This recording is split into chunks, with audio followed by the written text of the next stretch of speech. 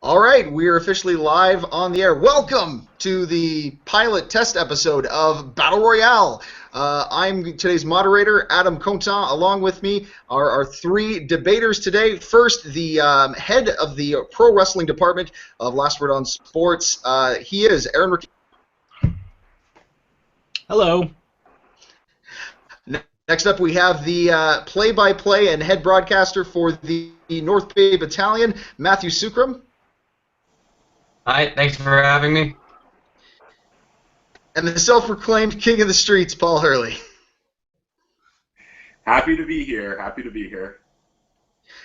And sitting in today as our guest judge on the debates, a man with over a decade of experience in the professional wrestling industry, Mr. Jesse Redden. Thanks for having me, guys. It should be lots of fun to hear you fight it out.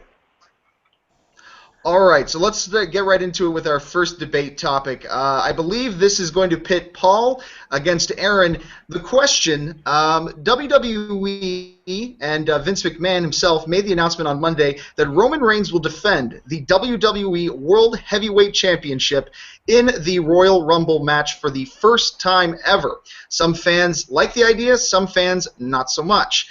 So we've got each two guys here each on the fence. Paul, you are going to be debating that this is a good idea. Aaron, you're debating that no, this is not a good idea. Oh, sorry, you guys actually share different opinions on that. Aaron, you think this is a good idea. Paul, you don't think this is a good idea. Yeah. All right, so you switched it up. All right, cool. Well, then let's go ahead and start this off with Aaron. Aaron, you are debating that this is a good thing, and you have 1 minute for your opening argument, starting now. Pretty much, the Royal Rumble for the last few years has had poor finishes. I feel that it all really started when Alberto Del Rio had to eliminate Santino Marella to win a Royal Rumble, and has gone on from the Sheamus finish to just the most recent Roman Reigns finish. The finishes have been just absolutely disappointing. By adding this, unlike the 40-man Royal Rumble, I feel that there's always going to be tension as to this guy in the ring isn't just a matter of being eliminated or not, but this guy in the ring could become WWE champion. And I think that it allows you to go from the beginning of the Rumble down to the wire with a lot more tension and interest. So that's why I actually enjoy it. All right, great opening. You're good to go. If you want to end it early, you certainly can end it early. Like, I mean, if your argument there could have been, if Paul's argument, for example, wants to be Heath Slater, WWE World Heavyweight Champion, and leave it at that, he's more than welcome to if he feels that's a good enough argument. I think that's and speaking, hashtag social outcasts. And speaking of Paul, Paul, you are rebutting that this is not a good idea, and your 1 minute opening statement begins now. Okay, so I absolutely see the point of the finishes of the Rumble have been pretty disappointing in the last couple of years. I might argue that a little bit that's because of shitty crowd response, especially for 2014 and 15, which definitely hurts the ending of a show. Although I'll agree with you about the Alberto and Santino thing. I'm looking at it more as this is a real missed opportunity. You don't need to put the title in this. There's a lot of guys injured, and this was a great opportunity to bring someone up, or just give someone a chance at a title match. You could have done a Dean Ambrose rematch from their match during the tournament, which is actually kind of short. You could have brought up Kevin Owens. Not even necessarily for a title match, but just a match for Roman Reigns, putting these guys in the heads flat. I just look at it as a missed opportunity to do something a little different and cramming the title match or the champion and Thank the you, Royal Paul. Rumble. Your time is up. All right, Aaron, it is time for your rebuttal. You have 1 minute for your rebuttal. Go ahead. While it would be nice for an opportunity for those guys, they still get an opportunity. And the unfortunate fact is once you add Brock Lesnar and you add the WWE World Heavyweight Championship, it always feels like a stretch opportunity at this point, especially due to Brock Lesnar's fantastic reign, followed by Seth Rollins getting injured during his reign, which was a little wishy-washy, but at least he looked like a top guy, to now Roman Reigns, who, I mean, we're going to completely forget Sheamus. Roman Reigns does need this development into being a top guy, and having this situation of the Royal Rumble where he has to pretty much defy all odds to survive. As much as people complain about the Cena against all odds, pull it out victory, this is actually an example where people can see it and enjoy it. So I actually think that this will be a way for Roman Reigns to finally prove it in the ring that he is someone who can be capable as champion. All right, thank you very much for that, Aaron. Right on the button for that one. Paul, your rebuttal. 1 minute begins now. I don't disagree with you on that. That's a great opportunity for Roman Reigns to show what he can do, and I'm actually very happy that we can both agree to forget about Sheamus for now.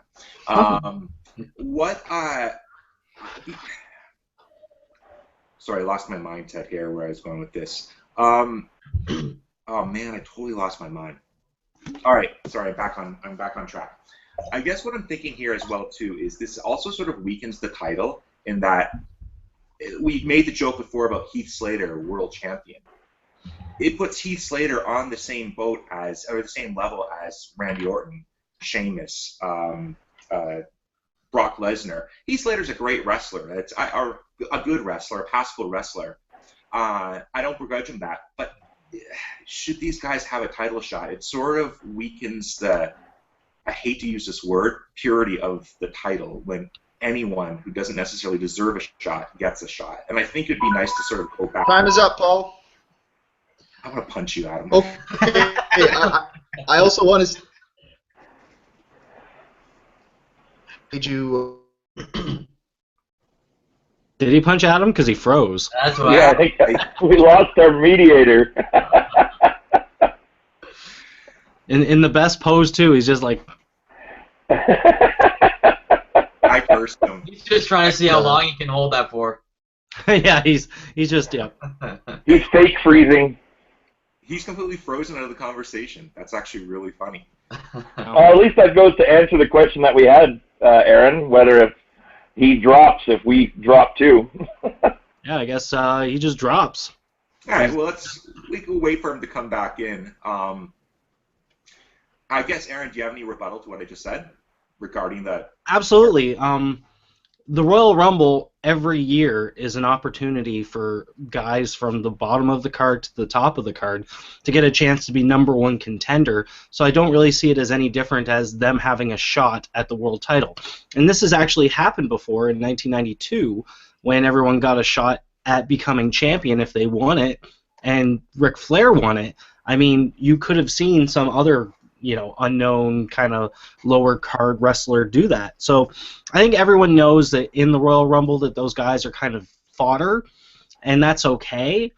So I think that while the aura of wrestling means that these guys all have a shot, we all know that even in the best of Rumbles, the most unpredictable of Rumbles, there's always 4 to 5 guys that are the actual people who have a legitimate shot at winning. I can't argue that. That's actually a very, very good point regarding them. It's always kind of been like that. And Adam mentioned at the beginning, he said this was the first time that they've ever done this, but it's not. They did it with Ric Flair. I am right on that, right? Yes, but where he's correct is that this is the first time the champion has the title entering the Rumble. Yeah. Okay. You're right. So it's a little bit of a kind of a thing there, but I mean, it's still the first time that it has happened where a guy has come out as champion from winning the Royal Rumble. That's a good point. It was vacant before. One thing I was thinking of when I was talking about missed opportunities and a chance for them to do something a little different, and it shouldn't even be for the title. It's a Royal Rumble. On the pregame show, have some sort of NXT mini Rumble. The winner not getting a title shot, but a shot to wrestle the champion at Royal Rumble. It might be a good opportunity to bring someone up from NXT, at least showcase them to the main event. I guess I just see this as kind of lazy writing. Oh, there he is. I told you not to mess with me with your damn timer. But I guess sorry for the technical difficulties, guys. Thank you so much for keeping the conversation going. That was awesome. You guys are the best. I assume I just froze and the. Yep. Okay. That's fine. I'll take that. That means do not. It's good. All right. So then, great debate, guys. Sorry, I actually couldn't hear those ruling. We didn't rule anything because we were waiting for you to come back. Well, that's what I'm asking now. Based upon the two debates do you have a decision? Well, they both have valid arguments against or for, and they would be nice to see both Paul's mentioning of a pre-show NXT Rumble to get someone involved. I don't agree that it weakens the title because the thing about the Royal Rumble, as Aaron mentioned, anybody and everybody can become the #1 contender. So this is giving them that shot, and whether it being somebody, maybe it's just their character that people aren't liking, but if they get that opportunity to get the title for the people to be behind them, they can be worked with no matter what, whether they're to be liked or to be hated. So I'm going to have to agree that it is a good thing that they put the title in the Rumble this year. Point goes to Aaron. Congratulations. Paul, better luck in your next fight. No, congratulations, Aaron. You made congratulations. Handshake. Yeah. Handshake. Yeah. All right, moving on to our next topic. This will pit Aaron against Matt. The question is, with the string of injuries that have happened to the WWE recently, which star will benefit the most from that occurrence? Aaron, you won the last round and started it out. Matt, we're actually going to kick it off with you. Your opening 1-minute debate starts now. Okay, so it's kind of an interesting question because it's which superstar will benefit the most. You know, it's hard to say because really the way WWE writing has gone is it hasn't really benefited everyone with all the 50-50 booking that they have done. And I really want to say Bray Wyatt can benefit the most and become the top heel that I think the company wants him to be. And since there has been so many injuries and a lack of top-tier talent, I think that this can force Bray Wyatt into the main event picture and start challenging for the WWE Championship against Roman Reigns. I know we've seen Bray versus Roman quite a while, but I think that if you have them challenging for the title, it adds a little more to it, and I think there's a lot of different directions that they can go with this, where they can include it as Wyatt's family versus Roman's family, as they have kind of been building with Roman and Dean and Ambrose and the. Thank you, Matt. Your 1 minute is up. Appreciate that, Matt. What was that came across the screen? My cat. He was sitting over there fine for the whole thing. As soon as I start talking, he thinks it's playtime. All right, Aaron, your opening statement. Which WWE superstar will benefit the most from this string of injuries? Your 1 minute opening statement begins now. I will neither confirm nor deny that I was responsible for that run-in. So I first have to say that Bray Wyatt is damaged goods. I don't think at this point anyone is ever going to believe him to be a top-tier guy unless they do some real work on him. For me, the guy that's actually going to benefit is not even a guy who's healthy right now, and that's Seth Rollins. I think when Seth Rollins returns, there's going to be a real excitement for him. I don't think they'll even be able to make him a heel, and that situation is going to allow him to be kind of the babyface he was kind of turning into when he was facing John Cena at SummerSlam, kind of wearing white and kind of doing a lot of high spots and giving the crowd a lot of reasons to believe in the beating he takes. So I honestly see Seth Rollins to be eventually the guy who can go from a heel to a babyface after an injury, similar to what Triple H did, and eventually be a top-tier guy that they can rely on that's not John Cena. Very good. Your timing is excellent, as always, Aaron. Matt, your rebuttal? You want to... Yeah, he really was. Matt, your rebuttal begins now. Yeah, I definitely agree with the fact that Seth Rollins is going to benefit when he comes back because they'll need to push him in some direction, whether it being a babyface or a heel. But I think right now, leading up to this year's WrestleMania and beyond then, they need some top-tier heel talent that's going to get some real heat. I know they have messed up with Bray in the past when, feuding with The Undertaker and he loses. He does need to be booked better, and I think the best way to book him is to start teaming him up with maybe Triple H, creating almost a new corporate ministry kind of angle where they have Triple H's authority team with Bray Wyatt's family, and they start to take down Roman Reigns and his family angle.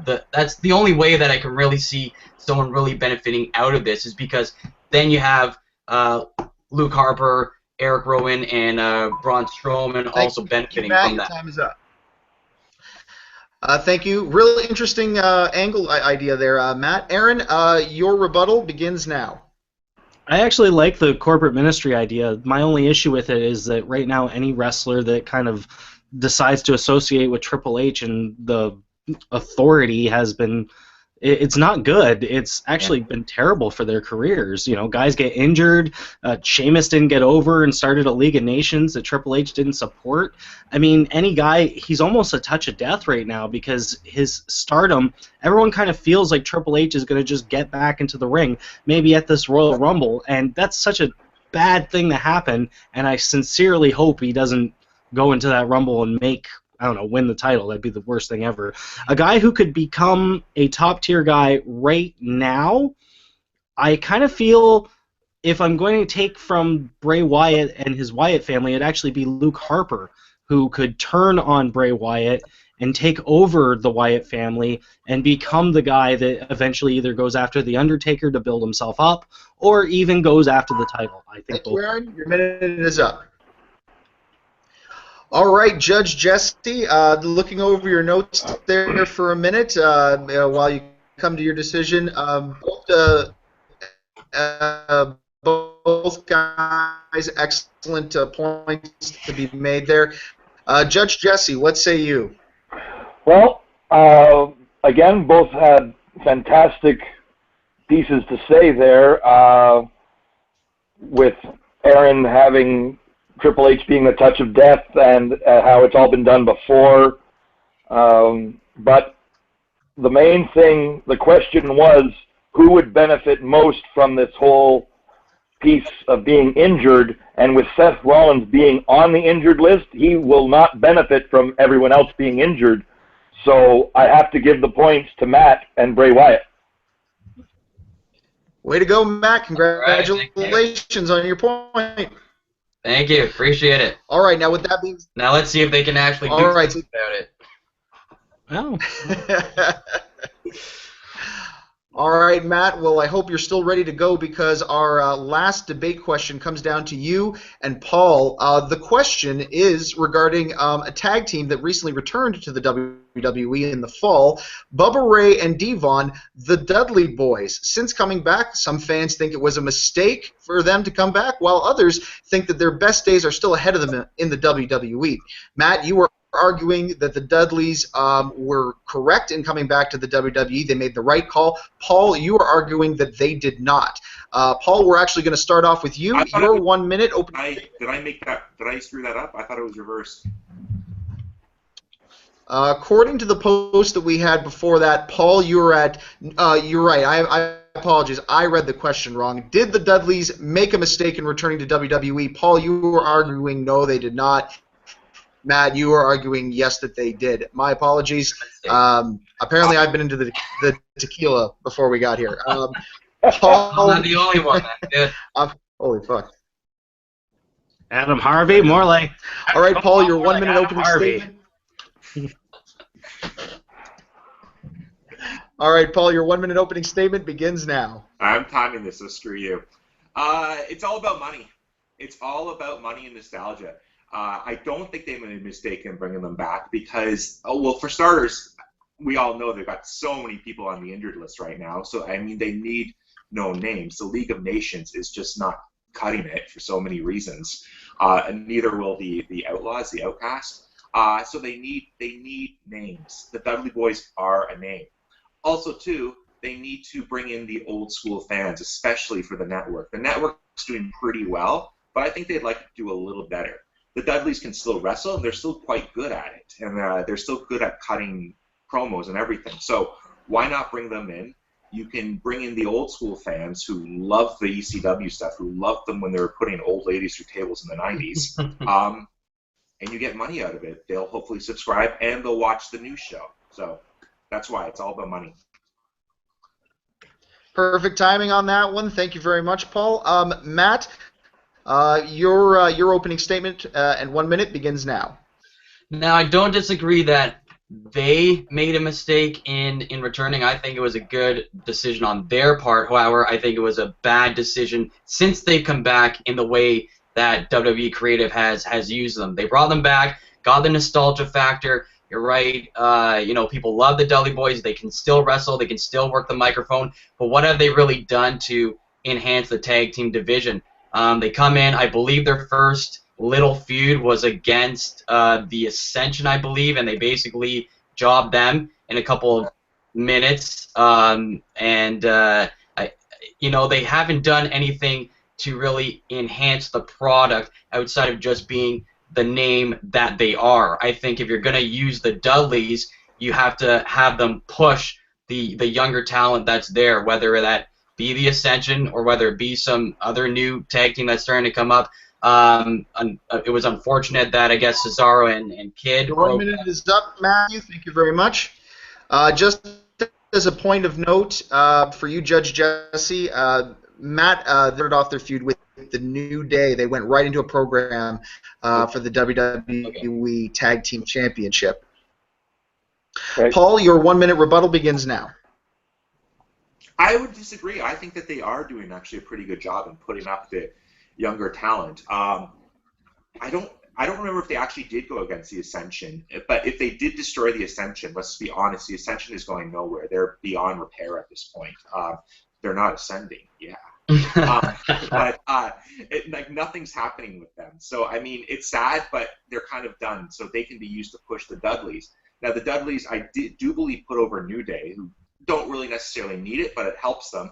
And as well, too, they spent a couple of weeks, maybe as much of a month, putting over the Wyatt family, who desperately, as Aaron pointed out, needed some work put into them in order for Bray Wyatt to be accepted as a top-tier guy, and the Wyatt family as a whole. So I think they put over the New Day and the Wyatt family. So they've been doing that. I'm sure the Usos are next. I'm done. All right, Paul. Thank you very much for your opening state or for your rebuttal. Matt, your rebuttal and 1 minute begins now.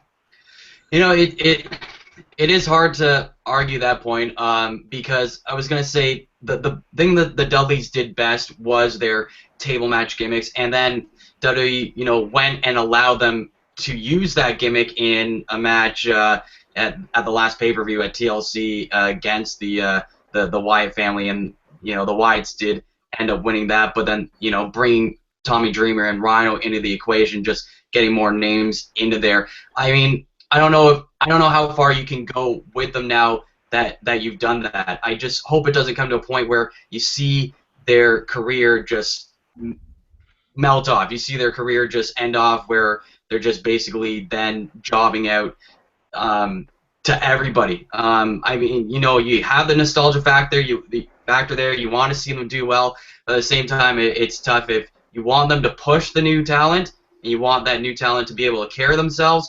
And so at the same Your 1 minute rebuttal time is up, Matt. Thank you very much. All right, we've heard opening statements and rebuttals from both men. Judge Jesse, what is your ruling? Well, there actually hasn't been a strong case on either side to whether that was good for them to come back or whether it was bad for them to come back.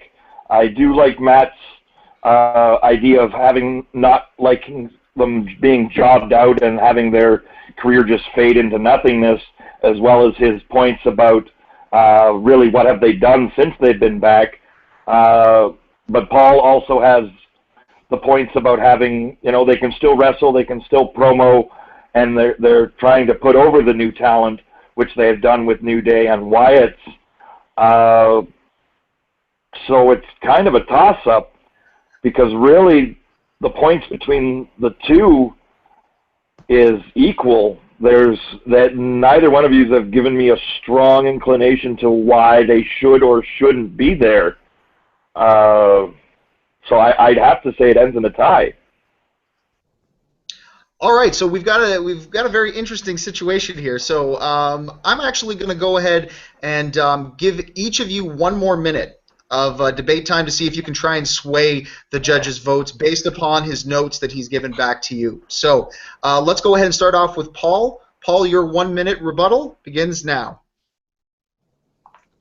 Okay, they can still go further. We all saw what Bubba Ray did in, not so much Devon, but we all saw what he did in TNA. He spent a good, they might have dragged it out a little bit. He spent a good year or two in a really good role as Bully Ray. I would say he's got at least 2 or 3 years left in the WWE, but they have to let him play that character. They have to let him play that Bully Ray type character. I think maybe even go into NXT, which is not necessarily for youth anymore. Let him play that role and let him dominate a little bit, and then let some of the younger guys, Sami Zayn, Baron Corbin, someone let him put them over. I still think he has something left to add and be really, really good if WWE lets him do it. And that's the key point. Done.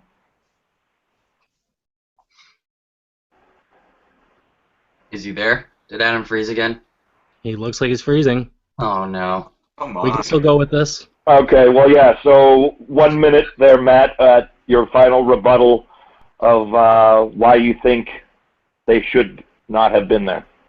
I mean, well, just to counter that, it's the WWE in their history haven't used the Dudley Boys well as singles characters. Not that I don't think that they're good. As you said, Bubba Ray did a great job in TNA as a champion, and Devon went on to do some stuff, but he wasn't good as Reverend Devon. And if you're going to bring the Dudley Boys back, you have to push them as the great tag team that they are. And again, they come back, and they've had some decent mid-card matches, but they haven't done anything extraordinary to really push the tag team division. Teaming up with Tommy Dreamer and Rhino to put over the Wyatts is a good idea to push those guys, but again, you're not doing anything great for the tag team division, and right now it's as if the New Day have almost put themselves on a pedestal to kind of dominate that division, and I think the Dudley Boys would have been better off just staying within that area and trying to boost up the younger talent within that tag team ranks. Okay. So, Paul, in your final statement there, you're saying the only way that it's a good thing to keep them around is if you're turning them heel. That was in your final statement there.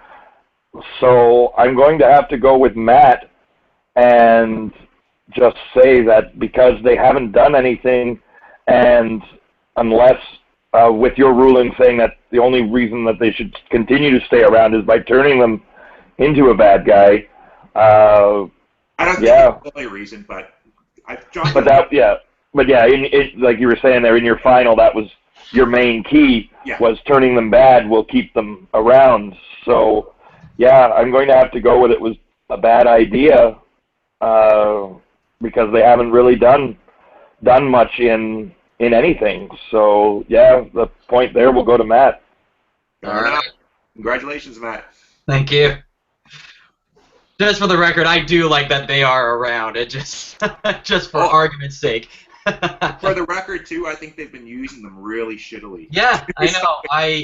And that's the thing. As soon as they came back, I thought it was the Ascension they feuded against right away. But yeah, I don't know. I thought it was just going to be a way to boost up the tag team division. Was one of my favorite divisions watching wrestling growing up. When you had Edge and Christian and the Dudleys and the Hardys, and then you had the I guess you could call them lower carded tag teams like TNA was there and those guys. Yeah. So I think that would be and Too Cool. I don't know. I just think if the WWE went that division that way, it'd be great, and the Dudley Boys can get them there, but they have to do it properly, right? Bring No, back that's head cheese. Head cheese. Yes. Yeah, so Adam, you've joined us back again. The ruling went to Matt because in Paul's final arguments, the most I got out of that was him saying they would benefit most from turning heel, and that would give them more longevity. And with that just being a hypothetical, I went with Matt for the fact that they haven't done a whole lot, and yeah, that's pretty much what it ended up being. Did he freeze again? Oh my goodness. I don't think. Yeah, I don't think he. I think he came in and then he must have froze again. Oh, he's moving. He's moving. Where's that 1 minute sign? That's who's doing the 1 minute sign that flashes up every once in a while? That's Adam. Okay. All right. I was wondering what the hell is that? Why is that just 1 minute keep popping up again? All right. So Adam, can you hear us? All right, so I can hear you guys just fine. Yeah. Okay. So I think we're all kind of afraid to talk now over one another. Okay, well then, since that's gone down, Matt, you've got 2 points. Congratulations. Aaron, you got yourself a point. Well done. Paul, no points this time around, but I'm sure you'll be coming back and be schooling some people eventually. So thanks, guys, for coming out for that. Now we're going to move on to the Battle Royale portion of the Battle Royale show. Basically, this is an open-ended, opinionated topic. We're all just going to try to present the best argument we can, and instead of having an official judge, you, the viewers, get to vote on who presented the best argument via the comments section below. So the topic of the Rumble coming up 24th, we want what is the best Rumble match? Matt, you were the winner today, so you can go ahead and kick us off. What is the why? Your 1 minute starts now. Okay, I don't think it's the best one, but my favorite one is the I believe year 2000 when The Rock wins, just because I'm a huge Rock fan, love that one, and I thought it was just a good match overall. I don't know if it was really overly predictable when you saw the last 4 guys in the ring. I believe X-Pac was one of them, so you knew, okay, that guy's not going to WrestleMania. But it came down to The Rock and Big Show, and what I liked about it is the fact that, you know, they both go over, and then you have this continuing storyline where it's whose feet touch the floor first. Even though it developed into kind of a convoluted McMahon in every corner of WrestleMania, I still enjoyed the match itself. I think it was also the Rumble match where Taka Michinoku took a giant face plant off the floor when he flipped out over the ropes, and that was one of the best bumps that I've seen. And King's reaction to it is quite epic as well. So that's my favorite. All right, that's your minute. You're up, Matt. But first of all, I want to say thank you, because if you didn't bring up the Taka Michinoku face plant, I was definitely going to. Probably my favorite part of that Royal Rumble altogether. Okay, Aaron, you managed to. Aaron, you managed to score a point as well, so we're going to let you go next. Go right ahead. Your minute starts now. I had a really hard time with this just for the fact that there's just Rumble moments and not so much a great Rumble, because it's mostly just 2 guys punching each other for a while. But what always sticks in my mind is 2001. And 2001, because going into it, I had no idea who was going to win. I knew that The Rock was in it. I knew Stone Cold Steve Austin was in it. I knew that they were really pushing Rikishi, and they were really pushing Undertaker and Kane, and I just had no idea who was going to actually main event WrestleMania that year. And even if it had Drew Carey, which was kind of dumb, it did have Kane setting that record for the most Rumble eliminations. And that Final 4 was just so exciting that it definitely put it up over for me. It also has Steve Blackman, which always gets points for me. And, yeah, I think that it was just a really solid Royal Rumble. Oh, and Haku showed up. I mean, Haku with an afro. It was fantastic. All right, well, that comes clocks out your minute. Thank you for that, Aaron. Some really compelling points there as well. Can't go wrong with King Haku. He is the king in my heart. And speaking of kings, let's head over to the king of the streets. Paul Hurley, your minute begins now. This was a really tough question because there's so many different Rumbles. I really had to think about it. It's a lot of stuff. But actually, I have to go with Aaron on this. Ultimately, what I came down to was 2001 when I really considered it. And I think that has to do a lot with what I really like about the Royal Rumble, or what I've really started to like about the Royal Rumble is the surprise entrances. And this is when I really started noticing them. It was in the Royal Rumble 2001. Now, granted, none of them were anything to blow your mind away, especially not Drew Carey. But I believe Honky Tonk Man showed up too. This is the one where Honky Tonk Man showed up, and that was such a surprise. And as Aaron said, Haku showed up, and I think he was the WCW Hardcore Champion at the time. So, towards the end of the Monday Night Wars, that was kind of awesome. Even if it was the WCW Hardcore Champion, it was still a champion from another promotion showing up while he was still the champion. And it was those surprise entrances that I really remember, which really stuck out in my mind for this one. So I'm going to go with 2001.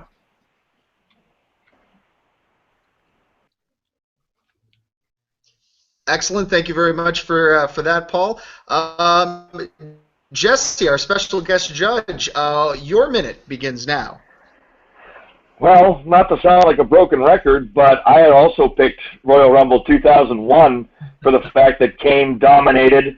The big thing at the end of the Rumble was having Rikishi super kick and eliminate The Undertaker. That was the surprise because everyone thought that Taker was at least going to eliminate Rikishi. Honky Tonk Man returned in his first appearance since 1998. Haku, Drew Carey, showed up, which led him to his Hall of Fame, as well as Big Show made his return and beelined it for The Rock, beat him up and put him through a table on the outside, along with Triple H bloodying up Stone Cold for interfering in the title match earlier that night, which left Stone Cold on the outside, and Stone Cold won it for the third time. It was unprecedented at that time. You were thinking as a fan, okay, he's won it before, but they're not going to give it to him again. Thank you so much. All right, appreciate that. And I'm going to go ahead and finish it off here with my pick, and my 1 minute begins now. I'm going to go with Royal Rumble 2002. First of all, it is a personal favorite. Kurt Angle, Stone Cold Steve Austin. These three were vying for the top spot, and it was one of those Rumbles that, like the 2001, you couldn't really predict who was going to come out on top of that. You want to talk about surprise returns? We had event, and of course, how could we forget about Maven eliminating The Undertaker? Certainly not a moment that ended up being a favorable one for me, but certainly a Rumble moment to remember forever. It was well-paced. There was lots of big surprises. There was lots of big names. It's still one of the most fine, and that's why it's my pick for the best ever. And that's it for my time. That's it for our time. Which Rumble do you think was argued as the best one? Obviously, we had some repeats in there, so you just have to go with who made the best argument for it. Leave it the note in the comments. Otherwise, if you have any ideas for suggestions, you want to tell us what was the best Royal Rumble, and maybe we missed one out. I'm actually very surprised that nobody ended up going with 1992, as that one kind of always seems to come up when discussing best Rumbles. But nonetheless, some great arguments. I want to thank everybody here who came out. We'll quickly go down the line and do some plugs.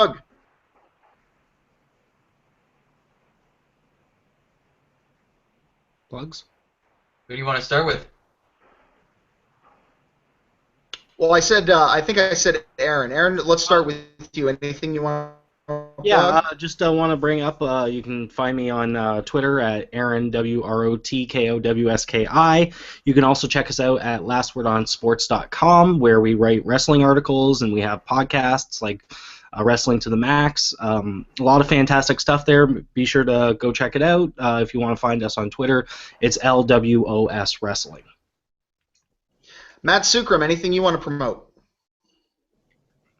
Nothing wrestling-wise, but if you like hockey, you can catch me on the Battalion broadcast on Country 600 CKT, and I retweet a lot of wrestling stuff. Don't put my own opinion out there, but if you want to follow me, at Matthew Sukram on Twitter. Paul? My Instagram, FATTYPAUL on Instagram. I don't know if you're looking for a job. I'm not hiring right now. I don't know. There's nothing else I got.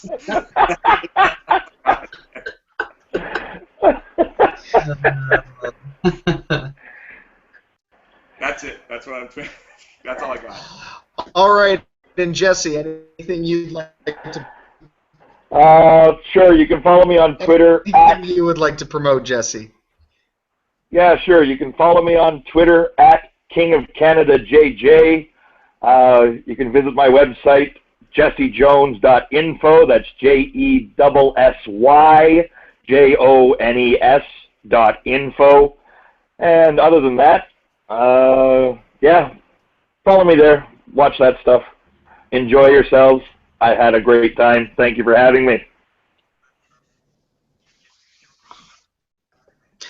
And the only thing I want to plug is this show. So leave a comment, be active about it, share it on social media, out about it. In the meantime, I want to quickly thank all of our guests, Aaron, Matt, Paul, and Jesse, for coming on the show. I'm sure we'll have you guys back again sometime.